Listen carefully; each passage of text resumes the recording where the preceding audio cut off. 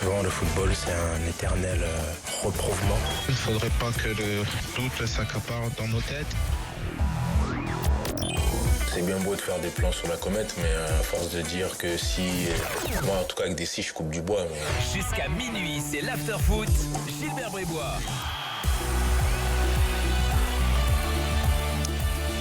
Jérôme Bretagne, Daniel Riolo, ils sont là, bien sûr. L'after jusqu'à minuit. Fred Hermel nous rejoint dans quelques instants. Mais juste avant, je voulais quand même vous parler de la Marseillaise. On n'en a pas parlé hier soir dans l'after. Jingle Bricou. Attendez, qui c'est le patron ici? C'est moi quand même, non? Je peux en placer une? Vous avez suivi l'affaire. Laura Flessel, ministre des Sports, a envoyé une lettre à tous les patrons de fédé en demandant à ce que lors des championnats nationaux... Vous étiez pas un peu ami avec Laura Flessel? Attends, mais je vais en parler. Que lors des championnats nationaux, elle aimerait qu'on joue la Marseillaise et que les clubs sportifs, que les fédérations fassent l'effort d'inculquer aux jeunes la Marseillaise, peut-être de leur apprendre, etc. Bon, c'est assez flou parce qu'elle désigne pas concrètement des compétitions, mais enfin voilà, c'est une espèce de les matchs de Ligue 1. Elle ne dit jamais match de Ligue 1, elle dit compétition nationale.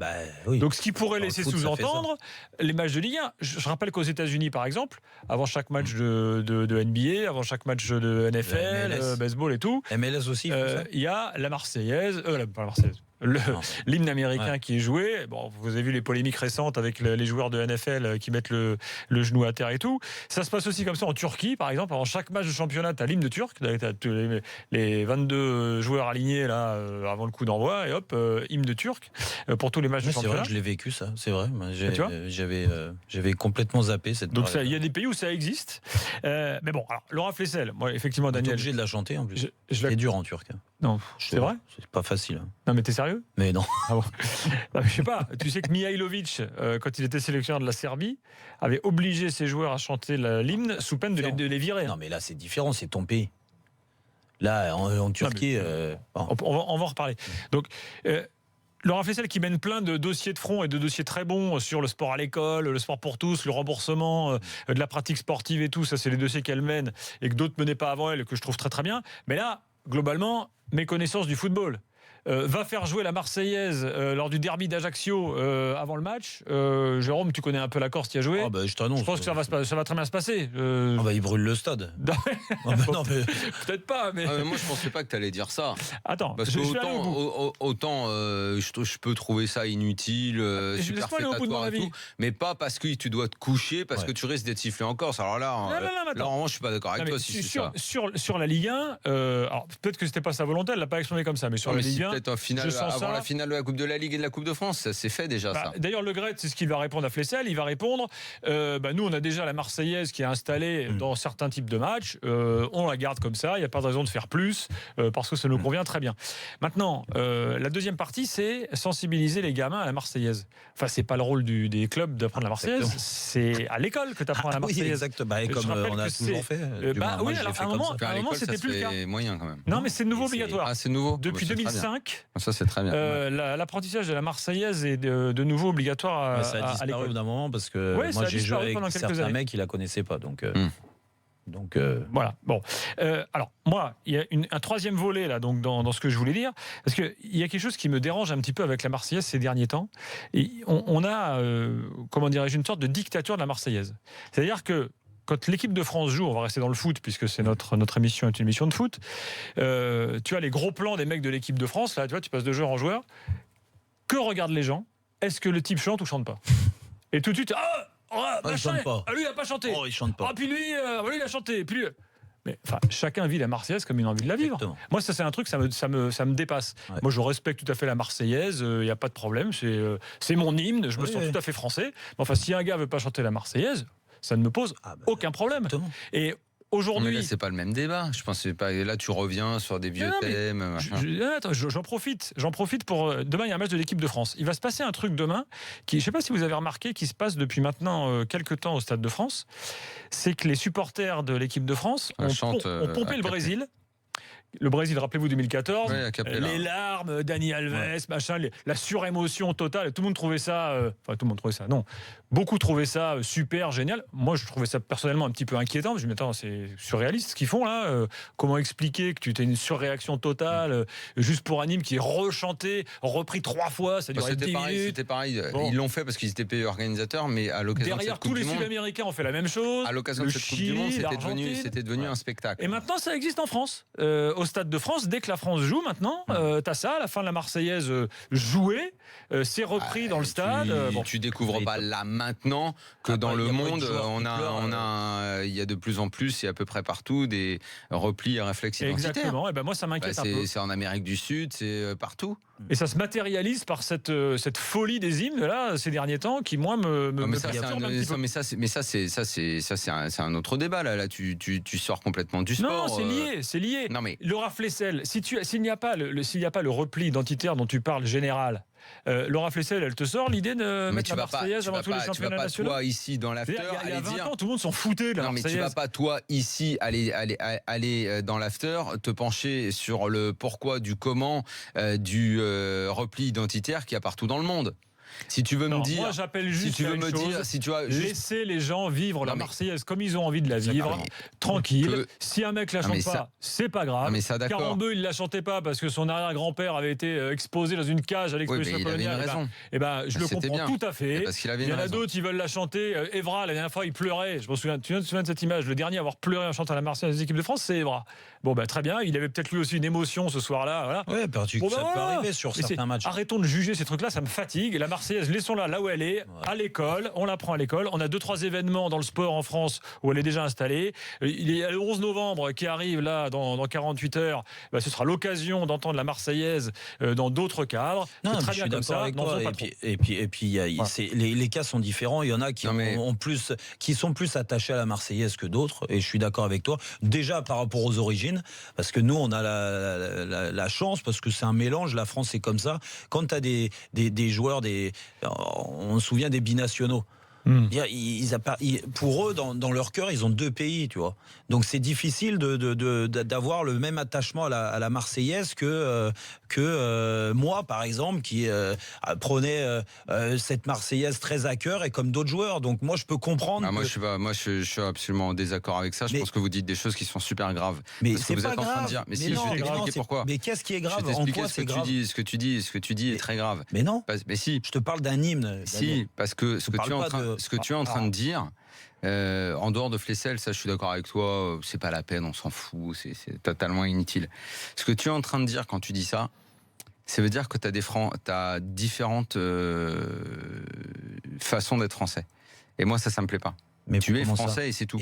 Parce que tu as l'air de dire que le mec qui n'est pas, en gros, mais Daniel, qui a dit français le français comme moi, qui chante la Marseillaise et ceux qui la chantent pas, ils sont français. Ouais. Il n'y a pas de problème. C'est ce qu'on dit, mais c'est inconsciemment, Jérôme ne s'est pas rendu compte que c'est ce qu'il ne dit pas. Il dit que en fait, elle peut être ressentie différemment en fonction de ton origine ou de ta binationalité. Et moi, je m'élève contre ça. Étant moi-même binational.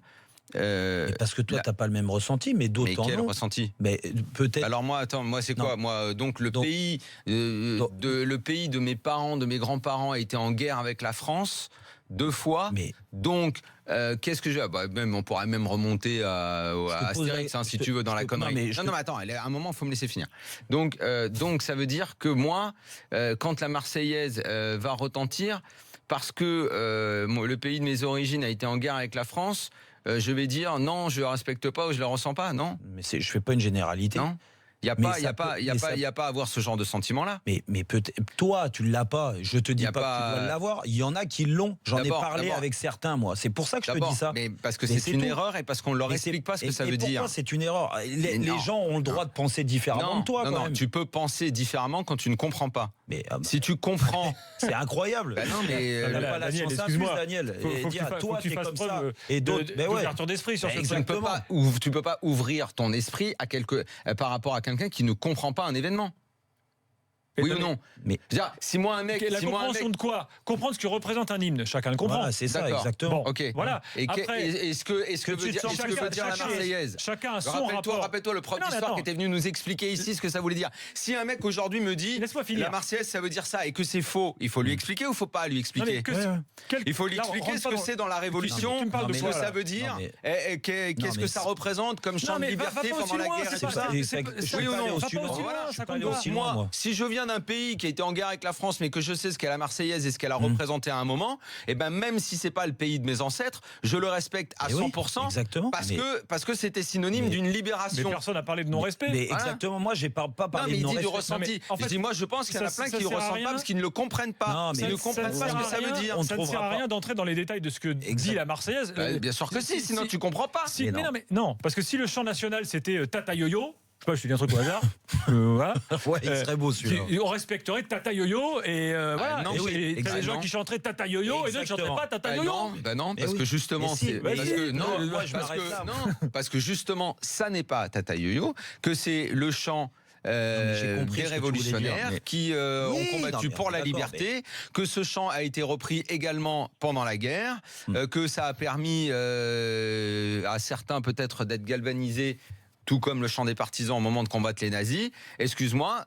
Voilà, j'invite, je sais pas moi, à revoir certaines scènes. Si certains peuvent choper le DVD de Casablanca et de voir quand ils sont au Maroc et que les nazis entrent dans le bar et que le peu de Français résistants qui sont là se lèvent et commencent à chanter la Marseillaise. Si les mecs ont pas des frissons à ce moment-là sur ce que ça représente dans le combat pour la liberté de chaque individu, ça va bien au-delà des origines de chacun ou de savoir d'où tu viens, si tu as été mal en point avec le pays ou pas.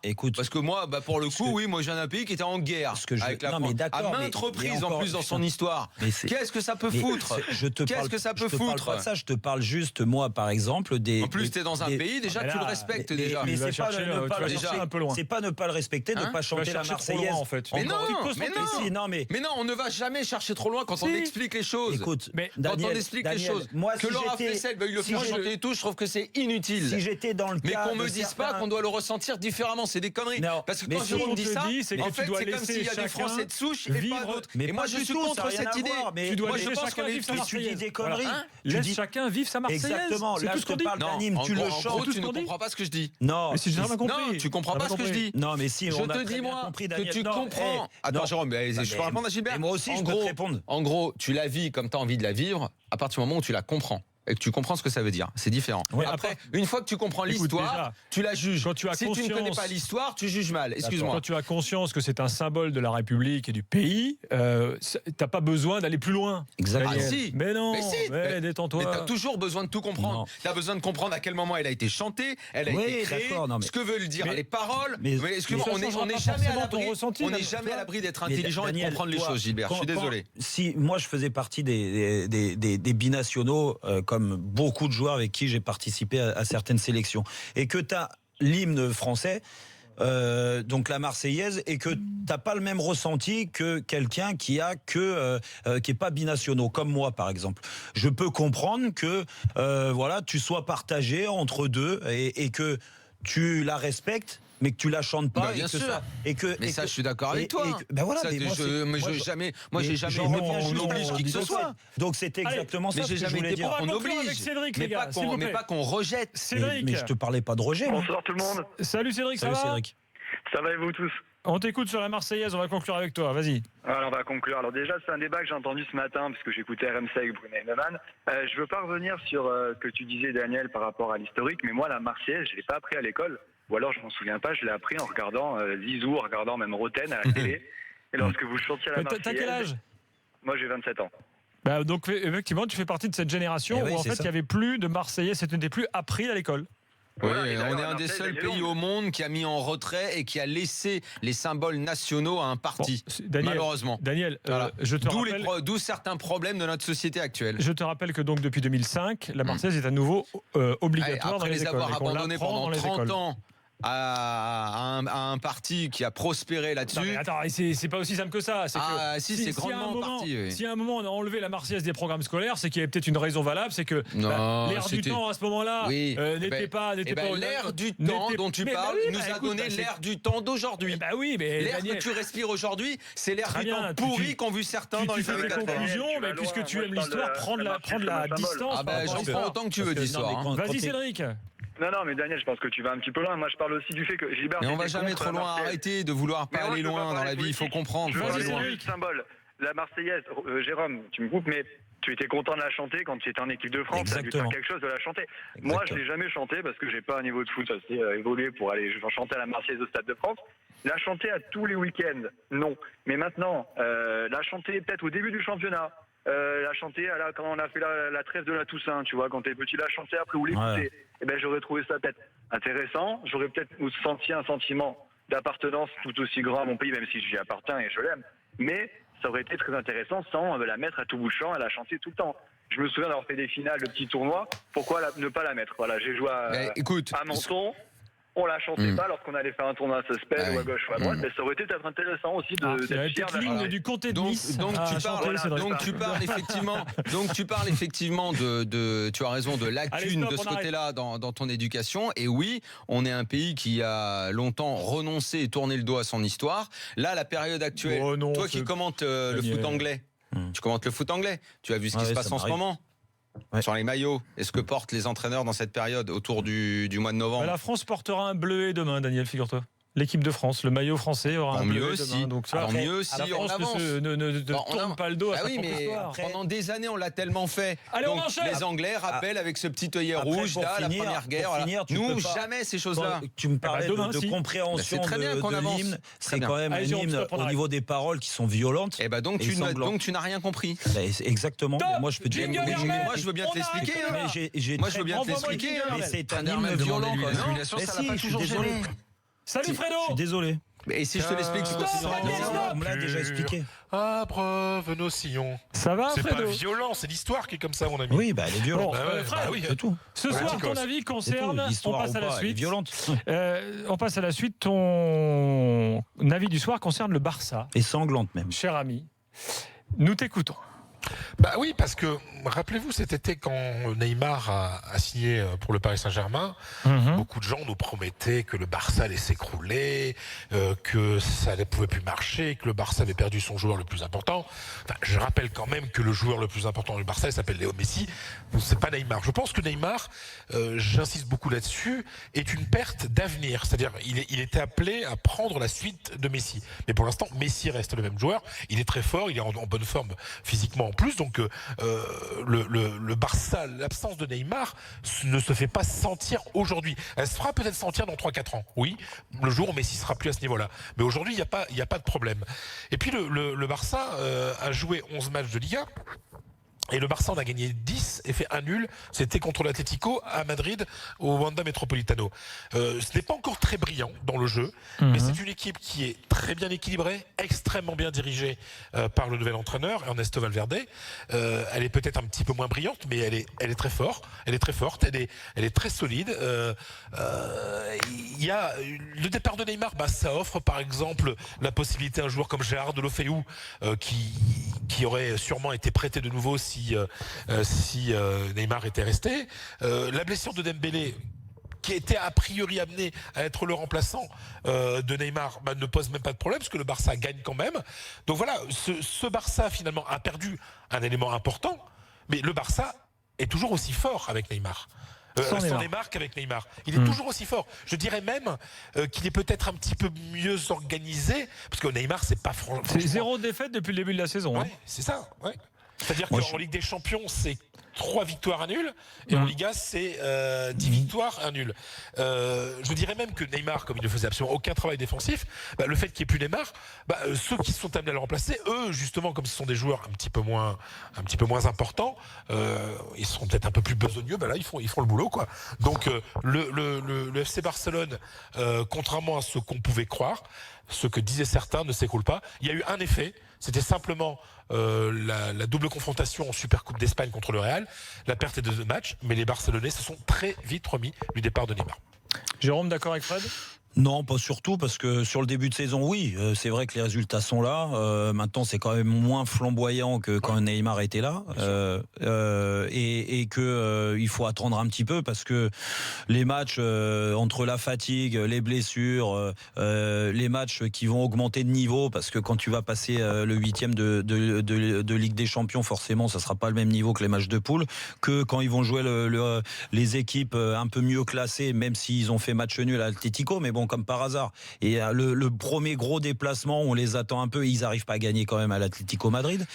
Si le match avait duré 10 minutes de plus, le Barça gagnait. Hein. Oui, avec Dessy, Fred, on ne peut pas savoir. Messi a un coup franc à la dernière seconde. Non, je sais, oui, mais j'avais vu le match aussi. Le Barça était en train après avoir été dominé en première période, vraiment de prendre la domination sur ce match. Ce que je veux te dire, où je te rejoins sur le repli défensif, que ça soit un peu plus solide, plus cohérent défensivement, sans aucun doute, parce que Neymar, c'est comme Messi dans le repli défensif et ils en font pas énormément. Maintenant, quand c'est des matchs fermés, quand tu dois faire des différences individuelles et faire gagner le match, Messi le fait très bien, mais Messi pourra pas le faire sur tous les matchs. Quand tu avais Neymar, c'était quand même plus facile. Bien sûr, oui. Voilà.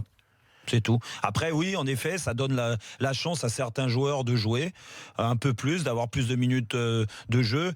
Malheureusement pour eux, en plus, le petit Dembélé, il s'est blessé assez vite, donc on n'a pas pu voir ce qu'il pouvait donner. Ça fait écho aux supporters du PSG qui expliquent que les quelques matchs que le PSG a joué sans Neymar étaient des matchs d'une fluidité étonnante. Ils n'ont pas dû voir les premiers matchs de Neymar avec le PSG quand même. Non, mais j'ai même entendu peut-être que le Paris Saint-Germain est plus fort sans Neymar. Oui, j'ai entendu aussi. Écoute, s'il y en a qui me le démontrent. Bon, là, sur le Barça, il y a quand même des chiffres qui parlent pour. Non, mais les résultats, voilà, c'est 10 matchs de championnat, 9 victoires à nul. Après, il faut voir qu'ils ont joué aussi. Ils n'ont pas joué les meilleures équipes. Il y a un match dans 15 jours à Valence, qui est la révélation de cette Liga. Déjà. Ouais, et donc là, ça va être un test très intéressant. Là, après, il va y avoir la confrontation contre le Real Madrid. Le 23 décembre. Voilà, et là, on verra si vraiment, ils enchaînent encore les victoires. Là, peut-être qu'on n'aura pas le même discours dans quelques mois. Mais pour l'instant, moi, je reste un vigilant quand même. Du coup, là, parce que tu nous as expliqué il y a quelques jours que tu penses que le Real peut encore être champion. Ouais. Là, il y a quand même un paquet de points de retard. Il y en a 8 de retard pour le Real sur le Barça. Très franchement, moi, je leur vois quand même un boulevard au Barça, là. Non, parce qu'il ne faut pas oublier Valence qui est là, qui est à 4 points. Valence peut revenir à 1 point en cas de victoire dans 15 jours. Et Valence ne joue qu'un match par semaine. Et ne joue pas les matchs européens. Donc ça, c'est quand même un avantage énorme. On se souvient de ce qui s'était passé en Angleterre avec Chelsea la saison dernière. Le Real, mais après, je pense, le problème du Barça, c'est qu'il n'y a pas forcément de banc. C'est vrai qu'il n'y a pas un effectif aussi pléthorique que le Real Madrid. Et puis il y a encore les 2 confrontations contre le Real Madrid. Donc le Real peut revenir à 2 points s'il gagne les 2 matchs. Donc moi je pense que ça sera pas, c'était pas fini pour le Real Madrid, loin s'en faut. Même si, j'insiste, le Barça fonctionne très bien sans Neymar et fait un début de saison quasiment parfait. Joe nous dit ne négligez pas l'effet Valverde. Voilà. D'ailleurs, regardez le classement de Bilbao en ce début de saison. C'est vrai. Alors que Bilbao n'a perdu personne. C'est la même équipe qu'avec Valverde. Avec Siganda, ça marche beaucoup moins bien. Valverde est un type intelligent. C'est un type très sensible, c'est-à-dire dans la gestion au quotidien. Parce que vous savez, gérer Messi, c'est pas facile tous les jours. Il est en train de réussir. On se souvient que Guardiola, Luis Enrique, il y avait toujours des histoires en conférence de presse. Il y avait toujours des petits problèmes, des polémiques. Voilà. Avec Valverde, ça se passe très très bien. C'est un mec sain, c'est un mec bien, c'est un très grand entraîneur. Voilà. En plus, il a joué au Barça. Bilbao est 15e, je rappelle. Bien sûr. Et donc on se trouve aujourd'hui avec sincèrement l'arrivée de Valverde. En fait, peut-être que ton avis aurait pu être grâce à Valverde, le Barça est toujours aussi fort. Ça fait partie des éléments. Tu vois. Ouais. Ça aurait pu. Non, mais bon, on a beaucoup parlé de Neymar et tout ça, donc. Oui, non, mais rappelez-vous ce que disaient certaines personnes cet été en disant le Barça va s'écrouler. Voilà. J'ai même entendu dire que la Liga était meilleure que la Liga puisqu'il y avait Neymar maintenant en France. Donc. Ça t'a pas plu. Non. Non, que Paris soit supérieur à tous les clubs espagnols peut-être, mais. Oui, c'est ça. Mais... On va voir ça. Ah oui. On va voir ça en 8e contre le Real, parce que comme le Real va venir 2e de son groupe. Je le souhaite pas à ton équipe quand même. La dernière fois qu'on a joué contre toi, du Barça. Salut Benita. Alors bonjour à tous, j'avais déjà appelé une fois il y a... Je me souviens, exact. Donc je voulais vous dire un truc. Fred Hermel, t'es toujours là? Il est là, Fred, il t'écoute. Oh la Chicos, on a mis point d'avance. Oh la Chicos, oh la Chicos. Mais t'es content? Bravo. Donc je voulais vous dire parce que premier truc, Fred, paix à ton âme, parce que ton CR7, où est-il? Où est CR7? Oh, mais il y a un but en Liga contre 12. Oh, pardon. Et ce que je voulais dire, parce que je vais aller plus loin dans mon humiliation, il faut que tu saches... humiliation, j'appellerais ça un gentil chambrage. Il reste 27 matchs à jouer, hein, tu sais. Oui, ce que je veux que tu saches, Fred Hermel, c'est que on parle de Ballon d'Or. Tu m'as sorti une fois que, oui, CR7, il a toujours sa crise post-Ballon d'Or. Mais qu'est-ce que tu me racontes? Mais qu'est-ce que tu me racontes? Un grand joueur, normalement, un joueur professionnel, hein, j'entends, un joueur qui est payé pour jouer au foot, et ça, Daniel Riolo sera d'accord, il n'a pas à avoir de crise. C'est comme si moi je vais au travail. Benita, je te promets que depuis le début, je peux absolument pas être d'accord avec toi. Là. Tu es en train d'amasser un nombre d'âneries qui dépasse l'entendement, quoi. Donc, déjà, émettre un moindre doute sur Cristiano Ronaldo, sa forme, ou rigoler de ses performances comme tu es en train de le faire. Faut vraiment pousser très très loin la blague. Alors si tu me dis que tu as un numéro dans un cabaret, alors je te dis ok, je suis d'accord avec toi. Mais si tu es ne serait-ce qu'un minimum sérieux, je peux pas trop, quoi. Et puis moi, les supporters du Barça excités en France, à part être des footix, je vois pas ce que ça peut être d'autre. Enfin, il peut être supporter du Barça. Oui, c'est un footix. C'est un footix. Est-ce que je peux finir juste? Vas-y. Tu peux, bien sûr. Tu peux continuer ta démonstration de footix. Oui. C'est justement parce que je sais que ça va pas durer que j'en profite. Ah oui. Parce que entre nous, et je ne l'assumerai qu'à demi-mot, je sais pertinemment que Cristiano Ronaldo, mais c'est justement quand c'est... Moi j'aime bien l'humour de Benita.